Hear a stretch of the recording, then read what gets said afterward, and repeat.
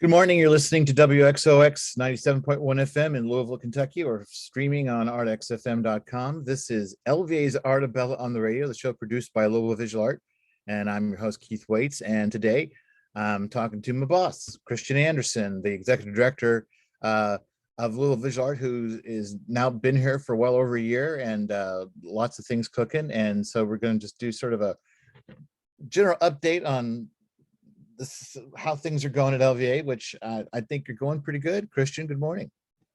Good morning, Keith. Thank you for deigning to have me on your petty fiefdom. You know, if there's one thing that I've loved in moving to Louisville in the last year and learning about the arts community, it's all of the creative people that we have. And you know, I know I call you the Oracle or the Poseidon, as it were, of LVA, but you know, Artebella is your petty fiefdom. So even though I might normally be the boss, I recognize that I am treading into your space that you have invited me into.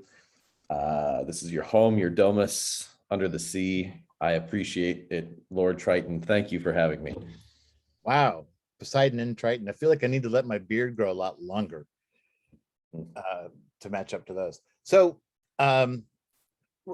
this is being aired, of course, this is the day before Give4Good, and Give4Good is a major fundraising initiative through the Community Foundation of Louisville that all I think just about all nonprofits in town use to their advantage.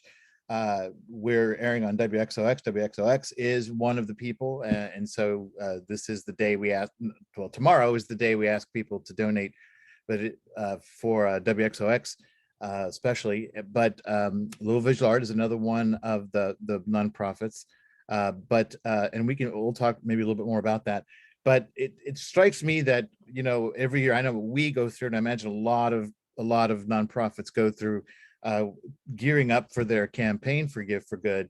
It's a way of sort of taking stock and assessing where your programming is and what you want to emphasize and what you want to make a part of your narrative and your fundraising. So right now, what would you say to people like what is LVA doing that's hot and that's really cooking and that's different? Sure. Well, thanks for that question, Keith. And I want to first start by thanking WXOX for not only having me on today and yourself, but for being one of our longest term nonprofit partners as far as LVA. Like you said, Give4Good is coming up.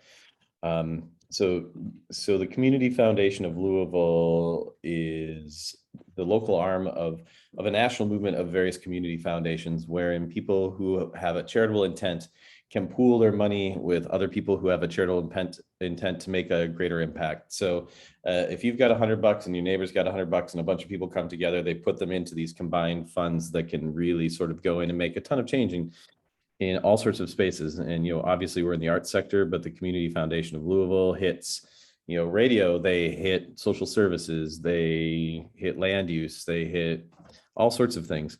And so what these foundations do on a national level is to take what's inside everyone's soul, which is the desire to sort of make the communities that they're invested in a slightly better place and turn it into an event that everybody can celebrate, see some tangible rewards. We all love getting a prize. We love getting a ribbon. We love getting a Cupid doll. And so it sort of takes a little bit of friendly competition, but also really emphasizes some of the small things that we do in the dark and on our own, and amplifies it by making it a community-wide event. So, you know, like I said, WXOX is one of our long-term nonprofit partners. If you're listening and you want to give on Give4Good, certainly start with WXOX. Heck, I would love it if you gave some to LVA, but you know, I think everyone should look at their community. If they've got $100, pick their 3 to 5 favorite things, give $20 to $40 to a bunch of the places that really have impacted their life, and spread it around through a lot of different sectors. It's great. That's really what tomorrow is about. Tomorrow is about the spirit of giving and the spirit of thinking sort of beyond oneself and realizing that everyone's doing it and rising to that challenge. As to what LVA is doing, I mean, I think the last time that you had me on the radio, I don't know if it was July or August, or I think a lot of it was just mostly me introducing myself, right, because I hadn't been in Louisville for long enough to really say what, you know, LVA was going to do or did. I mean, you have the I think you have the longest history of LVA and of anyone, so you can speak to that. But I will say that I came in and spent a lot of time listening. I came here from Utah, and I was in Seattle before that, Minnesota before that. And I came into a city, like a lot of cities around the country, that was locked down due to a pandemic. I mean, I came into a town that was boarded up due to a lot of the protests and unrest and reckoning for a lot of long-term systemic injustice. And I will say that, like, I've lived a pretty privileged life, and to be able to just sort of, I don't know, hopefully have the wherewithal to step back and listen a lot during that first chunk of time that I got here, realize that I certainly did not have the lived experience of a Louisvillian, and certainly not a Black Louisvillian, and just needed to not say that I had all the answers, but just to listen to what the city's gone through, and to listen to the history of LVA, and where we have both succeeded and come up short. One of the things that I heard as I was listening to a lot of different communities was a challenge to LVA to really support working artists. I think that we are known for our kids programs, our CFAT classes, our academy classes. I think that's our bread and butter and our baseline, and a lot of people understand that value. But what distinguished LVA from being just a place that did kids art classes to something more? If we say Louisville Visual Art, there's 3 words there, right? And it's like, so we're saying Louisville, we're anchoring it, and it's the broad range of visual art. It's not Louisville Kids Visual Art. It's not that. Like, in that name is a commitment to supporting the visual arts in Louisville in their entirety. And so I think, thanks to your work, the entire staff's work, the board, and a lot of donors, like, coming into sort of the end of my first year here, and like July, August, September, is rolling out a lot of very specific service-oriented programs for artists. LVA should be serving the artist community. We should be, we hear the word uplifting a lot, but it's not even just uplifting, it's underpinning, it's supporting, it's bolstering, it's girding, it is fertilizing people to be able to succeed in their creative practice. And so we've tried to launch some programs that break down some financial barriers. Desmond Stepp came up, who works at LVA. Our community outreach coordinator came up with this great idea called the Local Muse. So for something like the flea off market, or a lot of these art fairs, LVA pays the booth fee. We bring the tent, we set everything up. To set up a booth at an art fair, I mean, $50, $100, whatever the registration is, you still need a tent. That 10 by 10 tents, $900, $1,000. You need some tables. Like, just to show up, if you wanted to sell your work for a weekend, just for one time, you're probably in for over $1,000, all considered. And it's like, LVA can do that. Like, we can do that and give it to artists that can't afford to do that as a launch pad to do something bigger.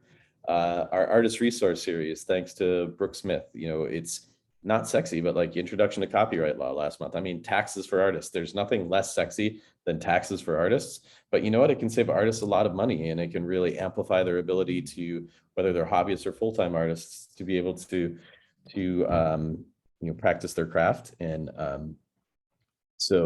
and pivoting, Open Studio Weekend from being a singular event to something that is, we envision to be a year-long support program to really drive, whether they're locals, tourists, anyone who wants to see and understand the creative process, meet an artist, as a year-long evergreen program. Like, that's what we should be doing. We employ a lot of great artists, and we support a lot of great artists, but ultimately we nurture, we bolster, we underpin the creatives in this community so they can soar. Well, and so now, are you going to give me $20 for? Are you going to give me $20 for Give4Good? Did I pitch it? Oh, I'm good. I'm good for Give4Good. It's the day I spread my little bit of wealth too. One of the things that that I've seen you develop this concept, I think, as you were doing all that listening, I mean, and a lot of these things you were talking about were sort of coming to the surface, and we'd hear them from more than one person in meetings and calls and different things. But the way that it all connects, that it's not a bunch of disparate programs, that it all connects into a larger sort of narrative that you're fond of. I'm surprised you already didn't say it, about the whole lifespan of an artist, and how we're the organization that's really perhaps uniquely positioned to be able to do that with these kinds of programs. And the CFAC and the kids art classes were the perfect like anchor and foundation. Like I said, that's what we're known for. Young, elementary school, we start second, third grade all the way through high school, and give really quality arts education that supplements and sometimes stands in for the absence of arts education. For some kids who take our arts classes, they don't have art in their schools. I mean, and some people who are at DuPont Manual, one of our top schools, come and take supplementary arts education and then use what they learn from us to go on to college and to build careers. And so there's that sort of, launchpad childhood, I say child all the way up until through high school level. And then, historically, we had the honors celebration that really looked at like both our donors and people who had given a lot to the Louisville arts community. And we would do some event-based stuff for artists. Like I think Open Studio Weekend, even as I walked into it, was a great event. It was just packed into sort of one weekend. But a lot of the emerging and mid-career artists were like, what is LVA doing? And then I think that was a legitimate question. We asked them for their donations for Art Squared. We asked them to support us, and we just asked them to give to the general spirit of art, which, don't get me wrong, I mean, I think that we all agree that there's something innate to the creative soul of human beings that needs to be shared, whether you're a poet or a songwriter, a playwright, an artist, a cook, whatever it is, there's a creative something that needs to be shared. But we were leaning on our early to mid-career artists to backfill to the sort of two ends of the spectrum. And I think one of the things that I hope that LVA is pivoting to in the next year is an even distribution of support for everyone. And so, there's a lot of that middle that we need to recognize and support too. Well, and Open Studio, which is a program that's been around for a while, is changing away from the 1 weekend, 2 days, all in sort of experience to an entire month. Talk a little bit about why you think that's important, and what you think the potential is for that program, or that moving forward. Sure. Well, I think I had to wrestle a lot with what was an event versus what was a program. And I think that certainly Open Studio as an event had a lot of successes for both LVA, for the Hyatt Institute, and for artists. But the desire to be a community that supports its artists all the time, not just on a one-off basis, says that someone needs to champion bringing people to these creative spaces all the time, and get people to be able to opt in and drive tourists, locals, whoever. Like, someone needs to be that conduit between the artists and people who are interested in artistic practice and creativity. And LVA is uniquely positioned to do that. And we need to be doing that. And we just need to be doing it honestly year round. So I think that I really want to give a shout out to Paul Paletti and all that he has done with the Photo Biennial, which is going on now, who really, set a model that, for me in Louisville, coming from outside, saying like, can Louisville support something bigger than just a one-off event? Can it support sort of a disparate, geographically disparate, chronologically disparate thing of people that really want to support something? And I want to, and Paul has done that, and he's done it in spades. So if I have done anything, it's because I have stood on the shoulders of a lot of people. One, all of the people that sort of built Open Studio Weekend as an event, but also what Paul has done to prove that there is a hunger and a passion in this city to celebrate arts over an extended period of time, and people who are willing to prioritize their free choice time to go and do that. So I really, and with the pandemic, there was a long-standing organization in this town called Look, which is sort of our gallery consortium, and the pressures, the financial pressures of the pandemic, has sort of pushed that organization to close. And so now then you also had a group of people who are galleries, and galleries are important nodes that support a lot of artists. And so, LVA was able to come in and sort of pick that up too, and really supporting this holistic, view of where do we go, and who is promoting, the arts, but specifically the visual arts. I don't think the visual arts exist in a silo.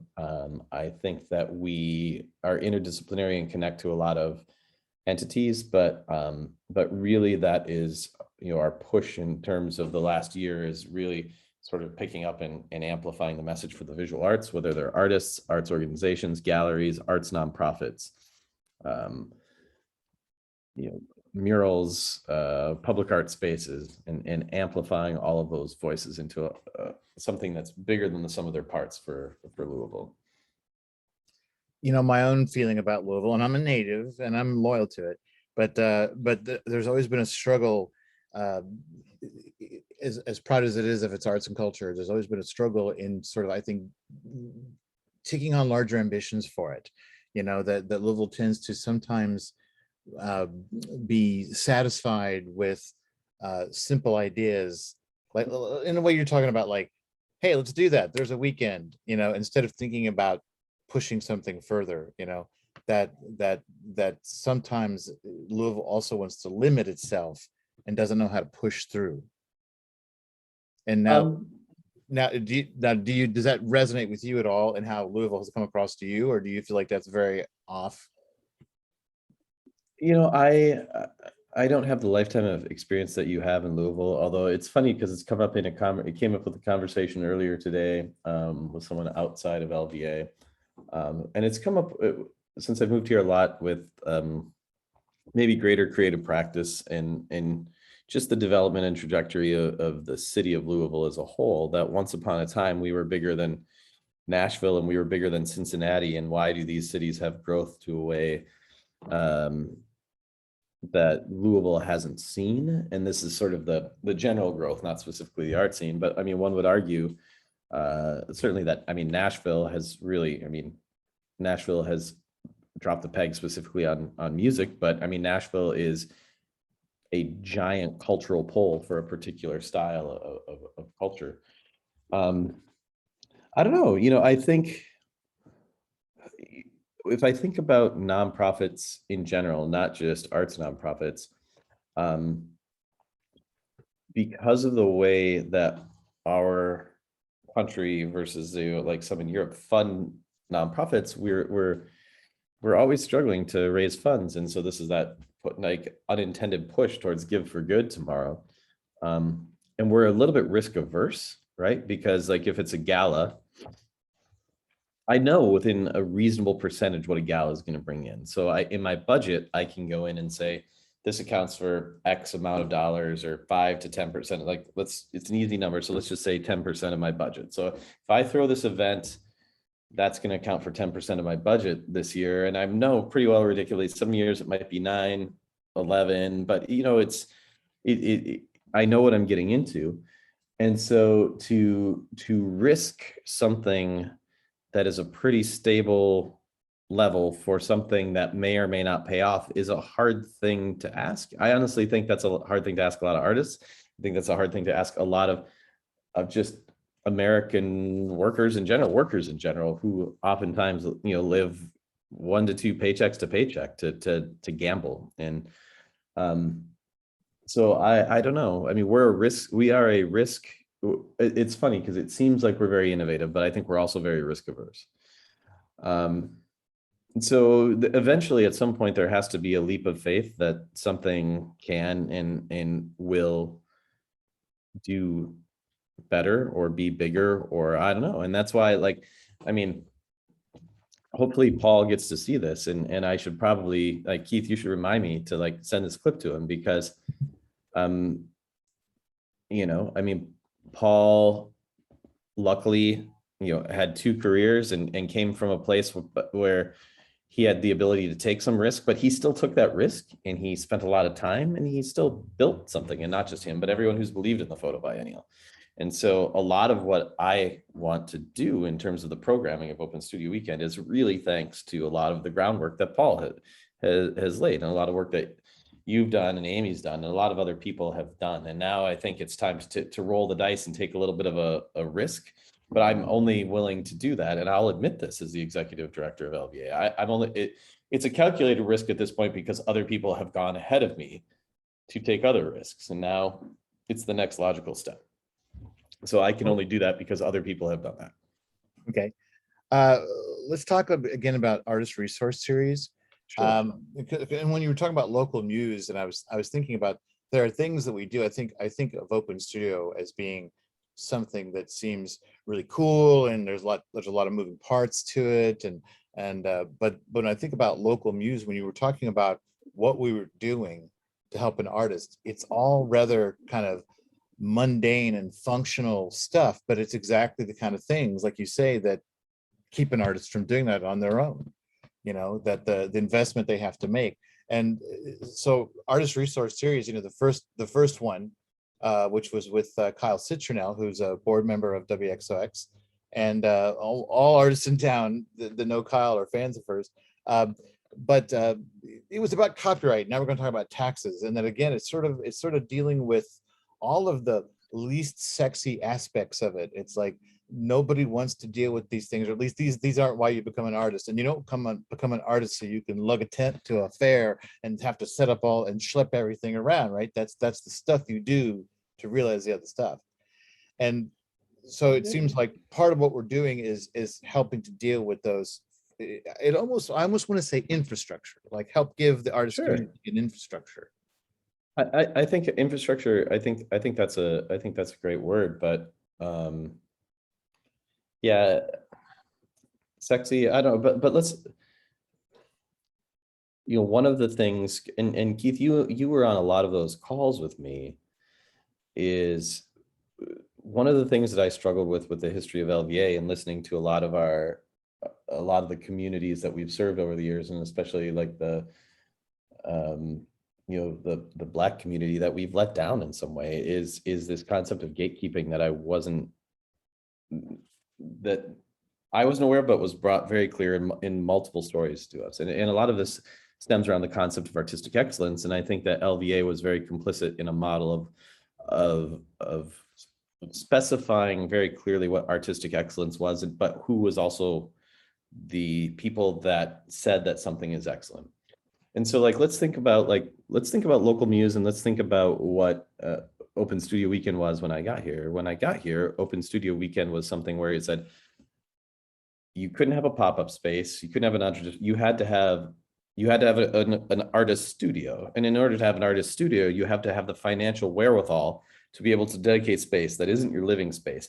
You have to be economically advantaged enough to be able to have whatever a traditional studio is, based on whoever somebody said a traditional studio space was, right? And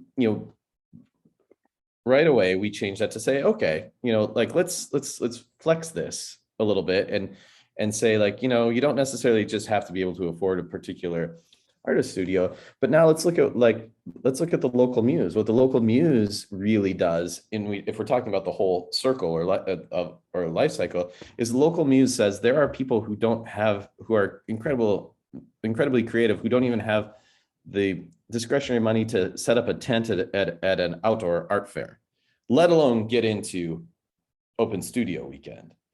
And so I mean, it would be very disingenuous of our organization to even break down the top end of the economies without then supporting the bottom end. And hats off to Desmond for really articulating the bottom end of that and saying, all right, here's what you're doing to break down the barriers and the gatekeeping on the top end, and that's great. But to even get there are people that, again, just getting a booth at the flea-off market they can't do. And so we have to, to the whole life cycle, to the whole community, we have to be on both ends of that spectrum. And so Yeah, I mean, I think that I'm really proud of the steps that we've taken, but honestly, like equity in terms of not just what LVA is as an organization, it's an ongoing thing. It's a multi-year process. Like we take incremental steps. I mean, as you know, we have succeeded in some things. There have been times when we've tried things and it hasn't worked, and we have to go back and we have to keep trying to move the needle forward. And I don't know.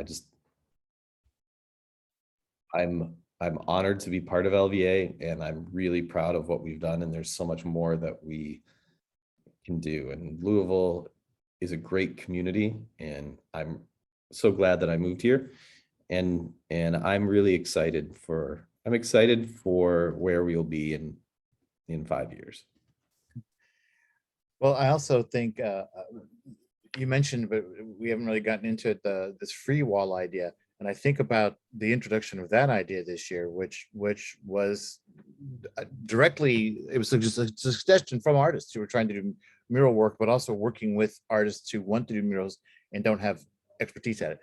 But we have a mural program, and I guess, you know, in a nutshell, what we'd concentrated on was finding artists who had the wherewithal to be able to do a mural and connecting them with opportunities.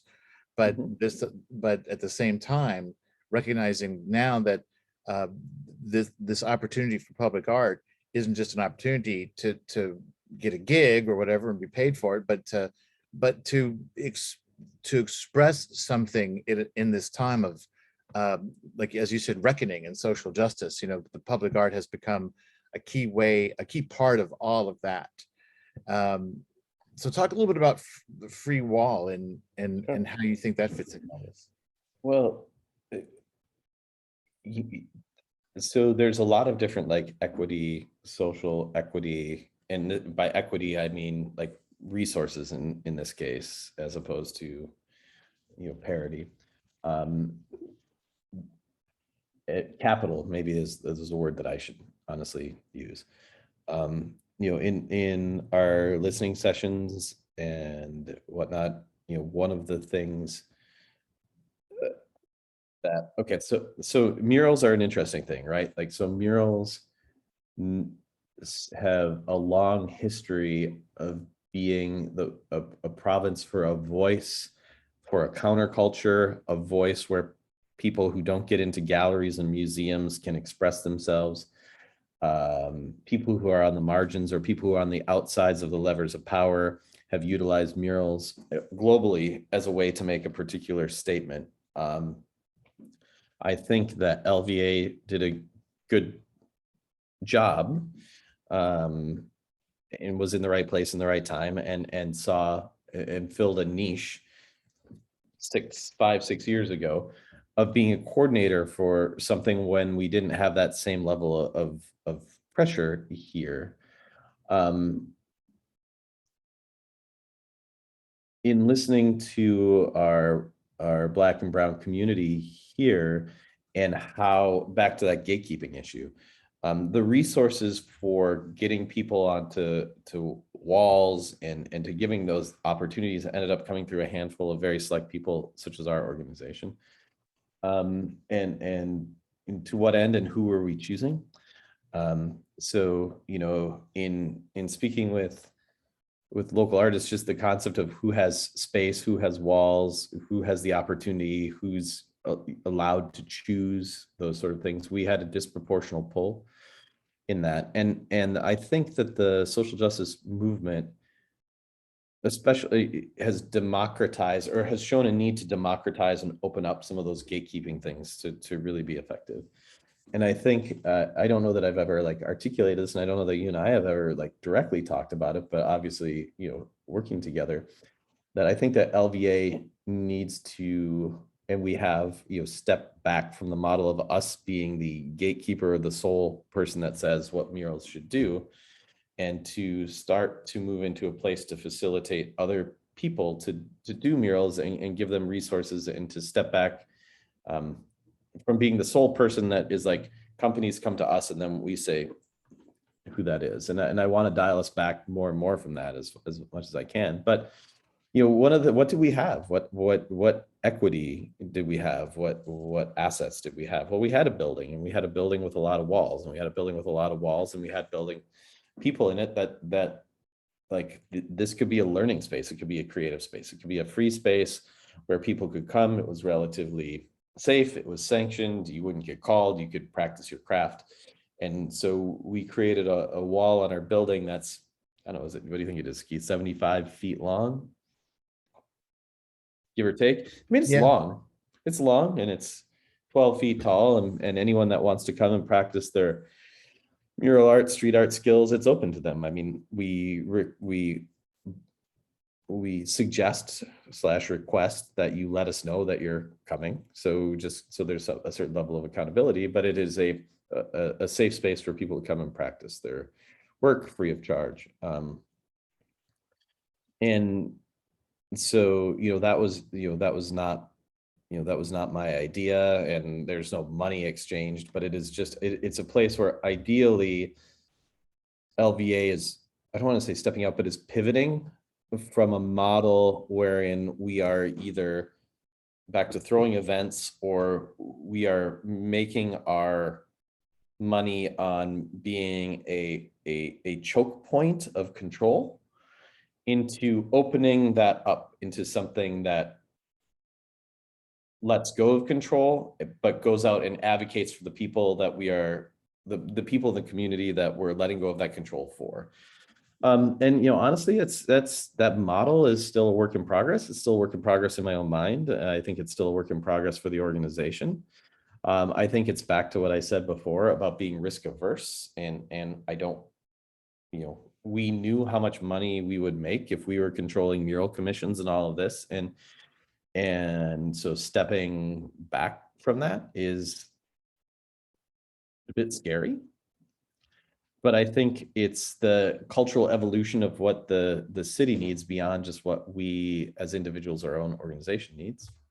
So, well, hopefully it's us investing in the artists. There's a lot of people that like to paint, and they might be very, very good painters, but to then go to a wall of varying surfaces, red brick and stuff like this, these are not necessarily easy things to paint on, and simply how to learn to do that with some precision and detail, and how to do lettering, and it's just like some of the fundamentals. Artists want to step into that world, but they haven't addressed some of the fundamental techniques and language of that form. sure. And now they can. It's a place they can do it. Yeah, I mean, I think what you're speaking to is technical virtuosity that comes with practice.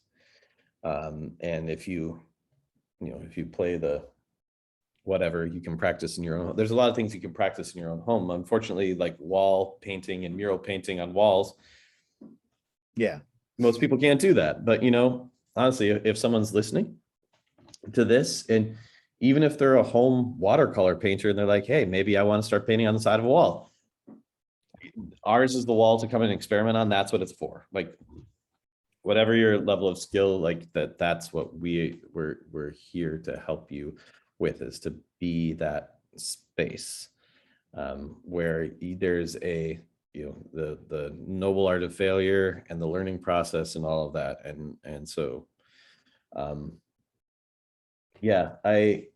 murals are an interesting thing for me. I mean, I studied art history for a long time, and it has been a language and a place of protest for a long time. And it got codified and it got structured. And I think that to try to package it into official resources, or to run it through gatekeepers is problematic to what it was. And I thinking about how not just LVA, but a lot of the traditional organizations, and I would actually put Metro government, I would put a lot of anybody who has an outsized gatekeeping role in that, to let that go, is scary, but I challenge it to happen, and see where it goes, and be a culture of, yes, be a culture of creativity, be a culture of opening spaces up to art that you don't always like and isn't particularly sanctioned. And I don't know. What do I know? Now I'm starting to be a dreamer. Oh, I can't hear you, Keith. Oh, Keith, I sir, have my you are I on have my mute. microphone off to not have any extraneous noise while you were talking. Um, um, I just want to take a minute. I think we would be remiss if we didn't take a minute just to remember the Reverend Al Shands III, who just passed, and the degree of influence, the level of influence. As soon as I say influence, I feel funny about that. But let's say influence, support, the nurturing of the local culture that he provided, both as a private collector, as himself a filmmaker many years ago, and of course through the Great Meadows Foundation. Now,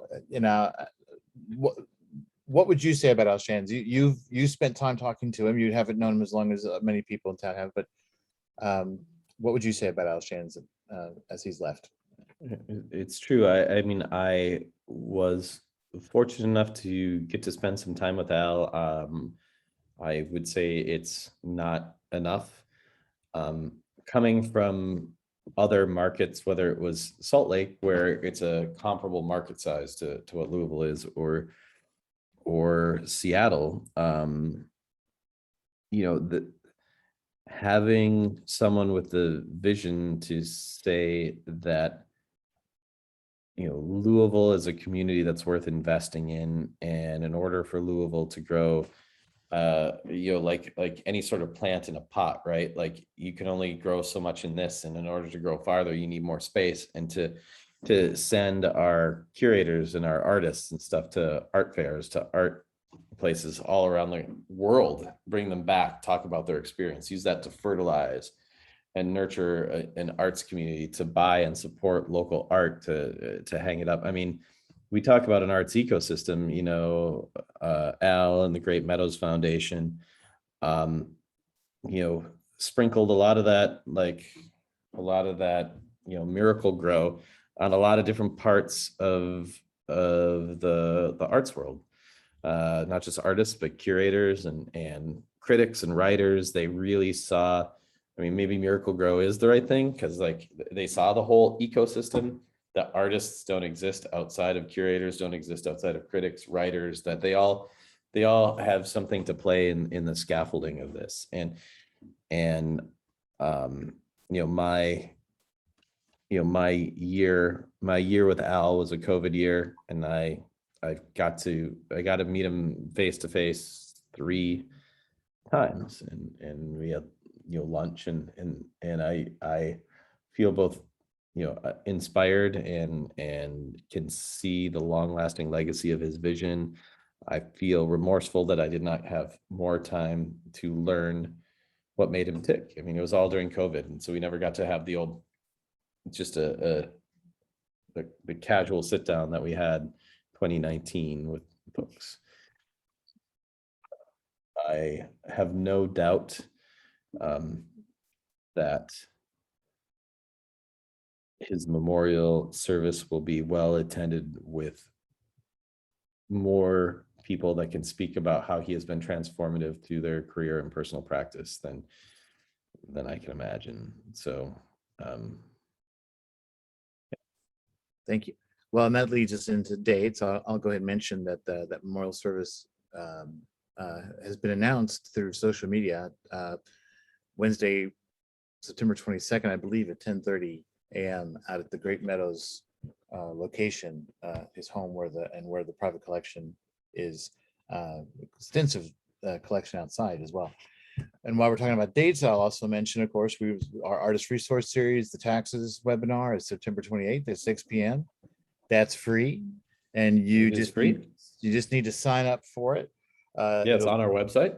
Yep, LouisvilleVisualArt.org, and also I believe that's under adult artists opportunities. I should know that. It's the 29th, right? Is that what you said? I think it's the 28th, isn't it? Wednesday is the 29th. Oh, yes, it's the 29th. It's the last. Yeah. And, and while you're on our website, if you're looking to give on Give for Good, I'm sure there's a link there. Just saying. Yeah, Give for Good, and you start giving at midnight tonight.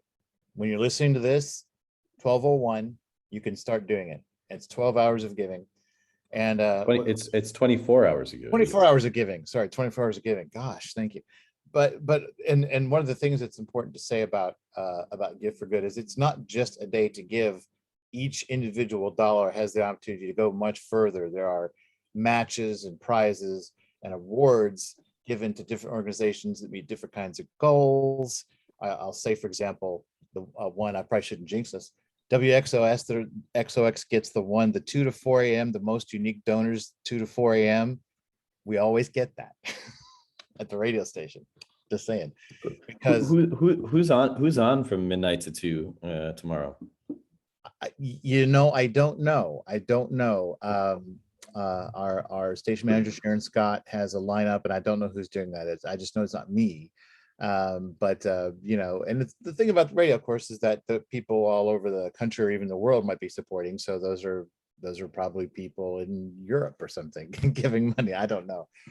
But I thought Europe was radio free. Wasn't it Radio Free Europe? I think that's an REM song. Or is that right? But anyway, so yeah, it is all day, and there's all sorts of different things. But that to me is something that really emphasizes that it's not just a day to give, but that all the giving goes much further.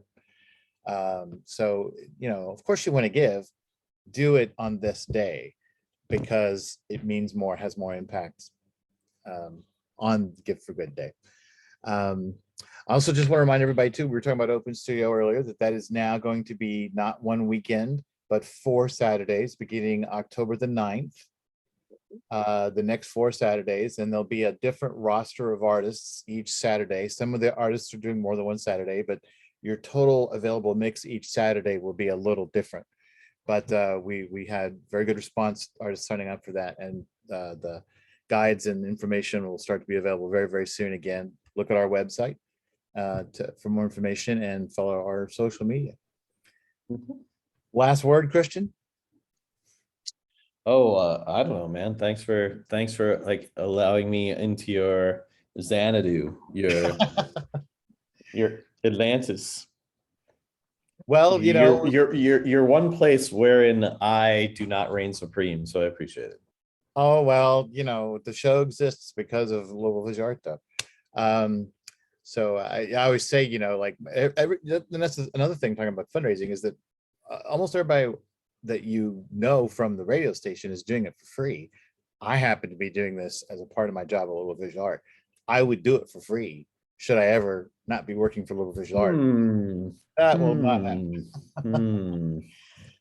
Noted, everybody. I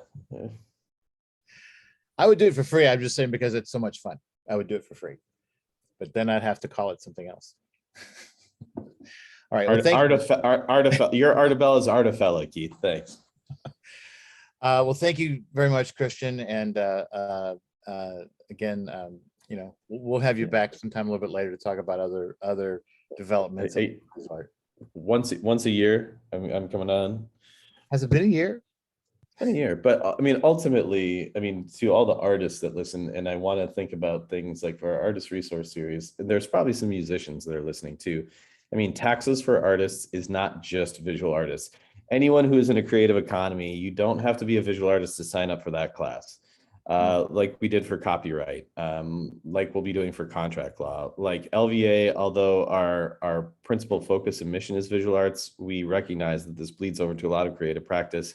If you are a musician and you want to just think about how, your $500 gig that you got affects your taxes, it's the same as an artist selling a $500 work, like come to the tax class. Like you don't have to, we don't have a painting exam to get in. So you're all good to go. I think it's more about being a creative independent contractor and not just having a W-2. Well, exactly. Yeah. All right. Well, we'll end it there. Kristian Anderson, Executive Director of Louisville Visual Art. Thank you so much. Thank you, Keith. I'll see you tomorrow. Okay.